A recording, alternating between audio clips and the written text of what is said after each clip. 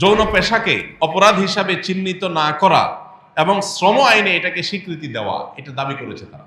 এই জিনিসটা তাদের কাছে এত বেশি গুরুত্বপূর্ণ যে এইটাকে তারা ৭৪ নম্বর পৃষ্ঠায়, ৩৭ নম্বর পৃষ্ঠায়, ১৩২ নম্বর পৃষ্ঠায়, ১৩৫ নম্বর পৃষ্ঠায়, ১৫৫ নম্বর পৃষ্ঠায়, অর্থাৎ পুরো সুপারিশনামার প্রতিটা পৃষ্ঠা বিভিন্ন জায়গায় তারা এটা লিখেছে। তার মানে তারা যে কোনো মূল্যে এদেশে পতিতাবৃত্তি এটাকে প্রতিষ্ঠা করতে চায়। তারা চায় মহল্লা এটা প্রতিষ্ঠা হয়ে যাক। ৩৪ নম্বর পৃষ্ঠায় আছে সংবিধানের অনুচ্ছেদ ১৮(২)-এ গণিকাবৃত্তি অর্থাৎ পতিতাবৃত্তির বিষয়টিকে বাদ দিতে হবে। পতিতাবৃত্তি এটা আমাদের আইনে অবৈধ, এটাকে বাদ দিতে হবে, অর্থাৎ এটাকে বৈধতা দিতে হবে। এবং জনস্বাস্থ্য ও নৈতিকতার নামে যৌনকর্মীদের পেশাকে নিরোধ করা মানবাধিকারের লঙ্ঘন। কি মানবাধিকারের সবক শুনাইতে আসছে চিন্তা করে। ফিলিস্তিনে মানুষ মেরে কয়লা করে ফেলছে, এটা নিয়ে কোনো টু শব্দ নেই। সেখানে মানবাধিকার কোনো লঙ্ঘন হচ্ছে না। মানবাধিকার লঙ্ঘন হচ্ছে কোথায়? পতিতাবৃত্তি করতে না দিলে নাকি মানবাধিকার লঙ্ঘন হচ্ছে। একজন নারী তার ভরণ পোষণের ব্যবস্থা যদি তার স্বামী, তার বাবা, তার ভাই না করে, ইসলামী শরিয়ার বিধান অনুযায়ী রাষ্ট্র তার সমস্ত খরচ খরচা দিতে বাধ্য। রাষ্ট্র করবে, সমাজ করবে, সেটা না করে তাকে পতিতাবৃত্তির পথে আপনি অগ্রসর করে দিচ্ছেন। এদেশে যত নারী এই জঘন্য কর্মে, এই ঘৃণ্য কর্মে যারা লিপ্ত হয়েছেন বা যারা এটাকে পেশা হিসেবে বেছে নিয়েছেন, একজন করে যদি সবার সাক্ষাৎকার সংগ্রহ করা হয়, দেখা যাবে প্রত্যেকের জীবনে প্যাথেটিক ইতিহাস আছে। কেউ এখানে স্বেচ্ছায় আসে নাই, তাদেরকে কোনো দালাল চক্র জুলুম করে অন্যায়ভাবে তাদেরকে এই পথে এনেছে। সেখান থেকে তাদেরকে উদ্ধার করার কথা দরকার, সেটা কথা না বলে উল্টা বরং তাদের সেই কাজে যেন সারা জীবন তারা থাকে, সেই বন্দোবস্ত যারা করতে চায়, এরা নারীর বন্ধু, এরা নারীর শত্রু। আপনি নারীকে অধিকার দেওয়ার নাম করে আপনার ব্যবসা বন্দোবস্ত পাকাপোক্ত করছেন। আপনারা যারা সচেতন আছেন, পৃথিবীর খোঁজ খবর যারা রাখেন, আপনারা জানেন পর্ন ইন্ডাস্ট্রি, এই পর্ন ইন্ডাস্ট্রি হাজার কোটি টাকার বিজনেস। এখানে এই পতিতাবৃত্তির বৈধতা দিয়ে মূলত তাদের সেই ব্যবসাকে তারা জিয়ে রাখতে চায়, আর কিছু না। অতএব আমাদের দেশে যে সমস্ত মেয়েরা এই ধরনের নিগ্রহের শিকার, তাদেরকে উদ্ধার করতে হবে, তাদেরকে পুনর্বাসন করতে হবে, তাদেরকে থাকা খাওয়ার ব্যবস্থা করতে হবে, তাদের যথাযথ কর্মসংস্থানের ব্যবস্থা করতে হবে। সেটা না করে তাদের সেই কর্মে তাদেরকে অটল অবিচল রাখার জন্য আপনি যে দাবি তুলছেন, এটা তাদের অধিকার নয়, এটা বরং তাদেরকে তাদের যে অধিকার সেটা থেকে বঞ্চিত করা।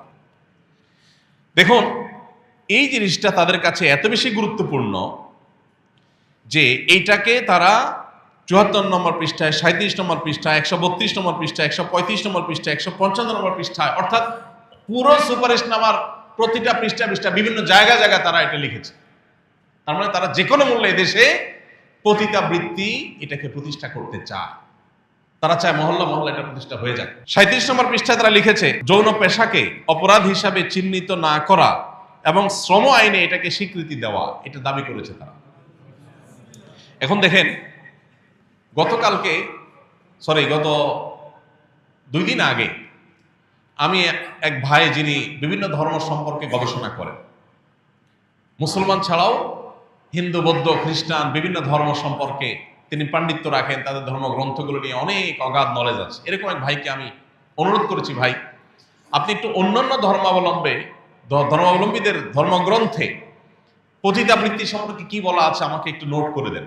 তিনি গতকালকে আমাকে দিলেন জিনিসটা, আমি দেখলাম মুসলমানদের কাছে পতিতাবৃত্তি যেরকম হারাম, ঘৃণ্য কাজ, হিন্দুদের কাছে, খ্রিস্টানদের কাছে, বৌদ্ধদের কাছে, এদেশের প্রধান 4টি ধর্মের মানুষ এদেশে বসবাস করে, সব ধর্মের মানুষের কাছে এটা সমানভাবে অপরাধ এবং ঘৃণ্য কাজ।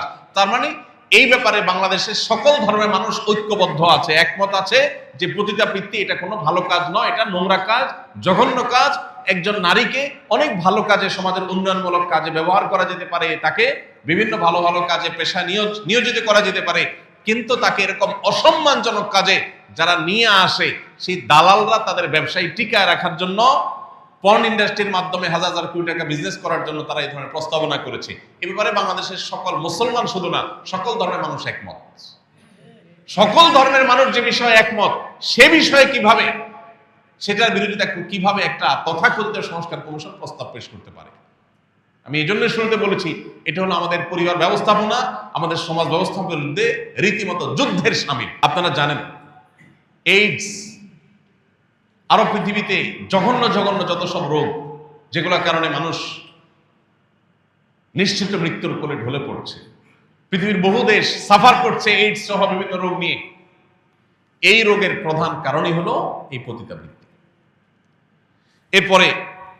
এর ফলে আরো সমাজে যে সমস্ত অনাচার হয়ে থাকে সেগুলোর ফিরিস্তি অনেক লম্বা। অতএব এইটাকে নাকি বই দিতে হবে, সে বিষয়ে তারা সুপারিশ করছে। বৈবাহিক ধর্ষণের কথা বলা আছে, একই জিনিস 9 নম্বর এবং 70 নম্বর পৃষ্ঠায় আছে। বৈবাহিক ধর্ষণ এটা এমন এক শয়তানি, এটা হলো বিবাহ ব্যবস্থাপনা ধ্বংসের, বন্ধ করার সবচেয়ে বড় পায়তারা। এমনিতেই দাম্পত্য কলহ ঘরে ঘরে, চুন থেকে পান থেকে নুন খসলেই স্বামী স্ত্রীর মধ্যে ঝগড়া বিবাদ, সেখান থেকে বিচ্ছেদ হয়ে যাচ্ছে, সংসারগুলো ভেঙে খানখান হয়ে যাচ্ছে। এরপরে আবার নতুন করে বৈবাহিক ধর্ষণের আইন যখন হবে, তখন কি হবে? স্বামীর সাথে স্ত্রী, স্ত্রীর সাথে স্বামীর যদি বনিবনা না হয়, একটু কথা কাটাকাটি হয়েছে, স্বামীর বিরুদ্ধে স্ত্রী যে মামলা ঠুকে দেবে যে আমার ইচ্ছার বিরুদ্ধে আমার সাথে শারীরিক সম্পর্ক করেছে। ইচ্ছার বিরুদ্ধে করেছে না ইচ্ছায় করেছে, এটা প্রমাণ করার কোন সিস্টেম, কোন উপায় থাকতে পারে? কোন সুযোগ আছে? কোন সাক্ষী প্রমাণ, কোন তথ্য উপাত্ত রাখার সুযোগ আছে? নাই। তাহলে কেন এটা চাচ্ছে? এটা চাচ্ছে হলো ঘরে ঘরে প্রত্যেকটা ফ্যামিলিতে যুদ্ধ বাঁধাবার জন্য, প্রত্যেকটা সংসারে অশান্তি সৃষ্টি করবার জন্য। ইসলাম জুলুম করতে নিষেধ করেছে সবার জন্য। কোন স্বামীর এই অধিকার নাই, স্ত্রী অসুস্থ, স্ত্রী অপারক, জুলুম করে তার সাথে শারীরিক সম্পর্ক করার অধিকার কোন স্বামীকে ইসলাম দেয় নাই। কিন্তু একই সাথে স্বামীর চরিত্র রক্ষার্থে, সমাজ সুস্থ সুন্দর স্বাভাবিক যেন থাকে, সেই প্রয়োজনে একজন স্ত্রী তার স্বামীর প্রয়োজন পূরণের সদা প্রস্তুত থাকার নির্দেশ ইসলাম করেছে। অর্থাৎ প্রত্যেককে যার যার নির্দেশ ইসলাম করেছে। এখানে স্বামী স্ত্রী পরস্পরের মধ্যে স্বামী স্ত্রী সুলভ জোড়াজুড়ি, এটা সকল সমাজে, সকল সংসারের সকল মানুষের কাছে স্বীকৃত। কখনো কখনো স্বামী স্ত্রীর মধ্যে শারীরিক সম্পর্ক নিয়ে যেরকম মৃদু জোড়াজুড়ি গ্রহণযোগ্য পর্যায় পর্যন্ত চলে, অগ্রহণযোগ্য পর্যায়ে জোরম পর্যায়ে গেলে চলে না, ঠিক তেমনি ভাবে স্বামী স্ত্রীর মধ্যে টাকা পয়সা নিয়ে, মার্কেটিং নিয়ে, খাওয়া দাওয়া নিয়ে, শপিং নিয়ে, বিভিন্ন আপনার রেস্টুরেন্টে যাওয়া নিয়ে, কোথাও ঘুরতে যাওয়া নিয়েও মৃদু জোড়াজুড়ি হয়। এখন কোন স্ত্রী যদি তার স্বামীর পকেট থেকে টাকা নেয়, অনেক সময় টানাটানি হয়, হাতাহাতি হয়, মৃদু জোড়াজুড়ি হয়, এগুলো স্বামী স্ত্রী সুলভ, বন্ধু সুলভ জোড়াজুড়ি। স্বামী হয়তো রেস্টুরেন্টে যেতে চাচ্ছে না, স্ত্রী বলছে হ্যাঁ জামা গায়ে দেওয়া, বের হওয়া, তোমাকে যেতেই হবে আজকে, ইচ্ছার বাইরে একটু জোর করেই নিয়ে গেল। স্ত্রী চাচ্ছে ঘুরতে যাবে, স্বামী বলে না আমার ভালো লাগতেছে, বলে না তোমার যেতে হবে, বাইর একটু জোরাজোরি করে নিয়ে গেল। তাহলে সেটাকে বৈবাহিক ডাকাতি নাম দেন, বৈবাহিক ছিনতাই নাম দেন, কি বলেন?